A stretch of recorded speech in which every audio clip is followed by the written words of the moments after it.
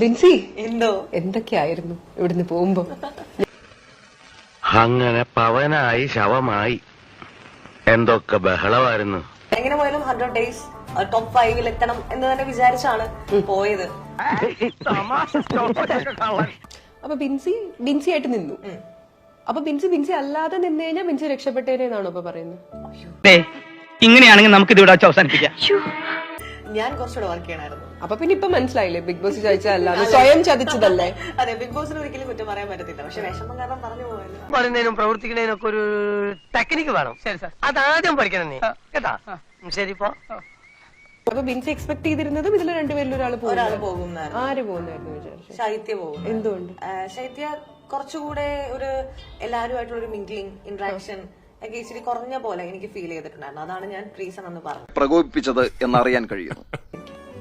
ജെനുവിനായിട്ട് എനിക്ക് തോന്നിയത് അപ്പാനി ചേട്ടനാണ്, ശരത്തേട്ടൻ. ചില ഇൻസിഡൻസ് ഉണ്ടാകുന്ന സമയത്തുണ്ടല്ലോ, അനുവിന്റെ അടുത്ത് പ്രതികരിക്കാനായിട്ട് നമ്മൾ ചെന്ന് പറഞ്ഞാൽ പോലും അനു പ്രതികരിക്കത്തില്ല. അതായത് അതിനകത്ത് ഏറ്റവും കൂടുതൽ പ്രതികരിക്കുന്ന ഒരാളാണ് അനു. ഇന്നലെ ഒന്നും അനു നിലത്തിരുന്നിട്ടില്ല പ്രതികരിച്ചിട്ട്, ഫുൾ പ്രതികരണമായിരുന്നു. അതെ, ഞാൻ സ്റ്റാർട്ടിങ്ങിലെ കാര്യമാണ് പറഞ്ഞത്. ഞാൻ രാമഭദ്രനോട് എന്ത് തെറ്റ് ചെയ്തിട്ടാ രാമഭദ്രൻ എന്നെ ഇങ്ങനെ ഉപദ്രവിക്കുന്നത്?